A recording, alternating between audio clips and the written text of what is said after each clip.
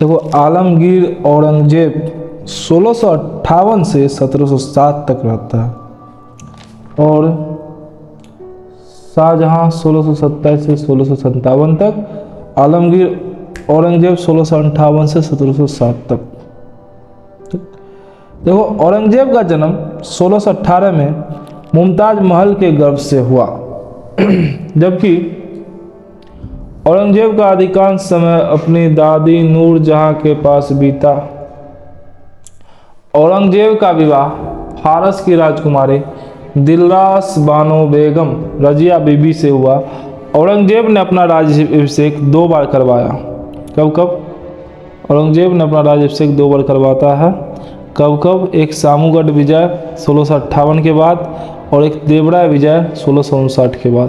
देखो, इसके समय मुगल सत्ता अपने चरमोत्कर्ष पर थी। औरंगजेब धार्मिक रूप से कट्टर था। इसने इस्लामिक नियम कानून को बड़े कठोरता से अपने साम्राज्य में लागू किया और यह आदेश दिया कि मुगल काल में बने सारे मंदिर को तोड़ दिया जाएगा। इसी क्रम में उसने वीर सिंह बुंदेला द्वारा मथुरा में बनाए गए केशव नारायण मंदिर को तोड़ दिया, जिस कारण जाटों ने औरंगजेब के विरुद्ध विद्रोह कर दिया।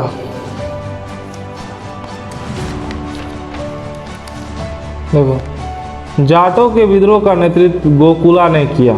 जाटों के विद्रोह का नेतृत्व गोकुला ने किया। औरंगजेब ने 1670 में तिलपत के युद्ध में गोकुला की हत्या करवा दिया। गोकुला के बाद जाट विद्रोह का नेतृत्व राजा राम ने किया।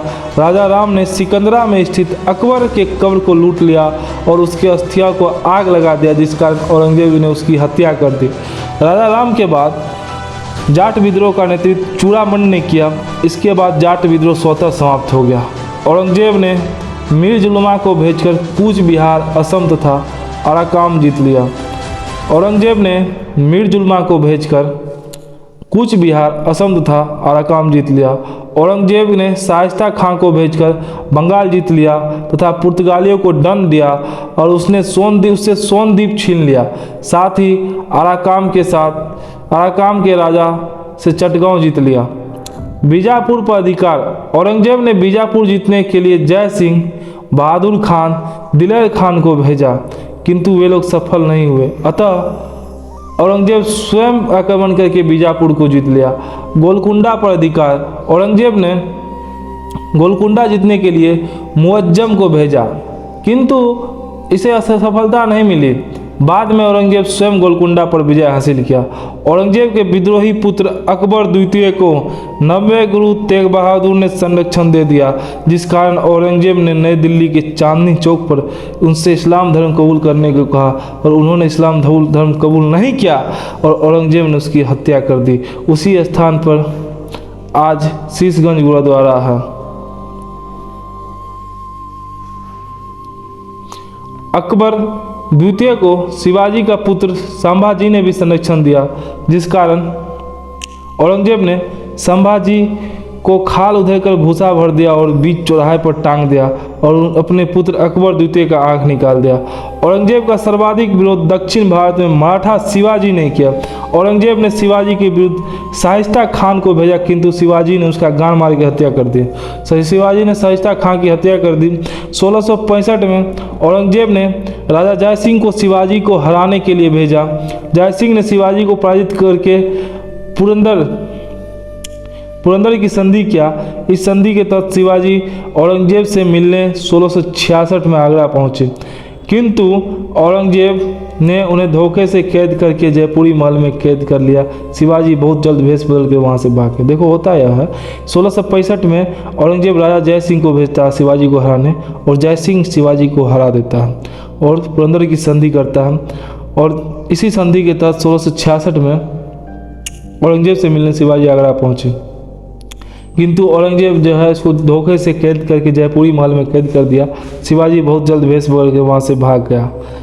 1679 में औरंगजेब ने दक्षिण भारत में पुनः जजिया कर लगा दिया। देखो, 1679 का डेट है और जजिया कर पुनः लगा दिया।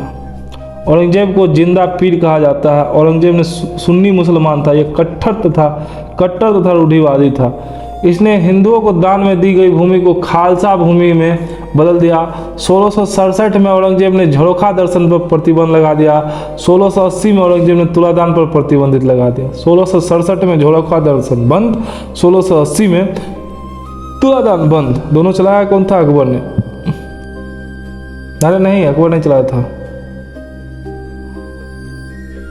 हाँ वही चला। हुमायूं ने जनता की समस्या सुनने के लिए झरोखा दर्शन प्रारंभ किया, जिसे अकबर ने सुचारू किया था। अकबर तुलादान व्यवस्था के तहत स्वयं के भार के बराबर दान गरीब को देता था। देखो, इसने सोना चांदी के वस्तु के उपयोग पर रोक लगा दिया तथा मुद्रा पर से कलमा हटवा दिया। कौन? औरंगजेब। सोना चांदी के वस्तु के उपयोग पर रोक लगा दिया और मुद्रा से कलमा हटवा दिया। औरंगजेब ने संगीत पर प्रतिबंध लगा दिया, किंतु औरंगजेब बीना का अच्छा जानकर था। औरंगजेब के समय मुगल साम्राज्य का सर्वाधिक विकास हुआ। इसके काल में मुगल अपने चरम उत्कर्ष पर थे। सर्वाधिक हिंदू मनसबदार औरंगजेब के समय थे। औरंगजेब दार उल हर्ष को दार उल इस्लाम काफिले में बदलना चाहता था। धार्मिक मामले की देखरेख के लिए मोहसिब नामक अधिकारी को नियुक्त किया था। औरंगजेब धार्मिक मामले की देखरेख के लिए मोहसिब नामक उत्तराधिकारी को नियुक्त किया था। 1707 में औरंगजेब लाल चाट जाता है और उसे औरंगाबाद में दफना दिया गया। 1707 में औरंगजेब मर जाता है और उसे औरंगाबाद में दफनाया गया। औरंगजेब ने अपनी बेगम दिलरास बानो बेगम के लिए औरंगाबाद में बीबी का मकबरा बनवाया। इसे द्वितीय ताजमहल तथा ताजमहल की घटिया नकल कहा जाता है। औरंगजेब के मृत्यु के बाद मुगल साम्राज्य का पतन प्रारंभ हो गया, क्योंकि औरंगजेब के बाद कोई भी शासक योग्य नहीं था। नोट: MBT मोहम्मद बिन तुगलक तथा औरंगजेब की दोषपूर्ण दक्षिण भारत की नीति में इसे साम्राज्य के पतन का कारण बना। अब जो आगे आने वाला बकलोल राजा है, इसको देखेंगे 10 मिनट के अंदर पूरा मुगल काल खत्म हो जाएगा। ठीक है।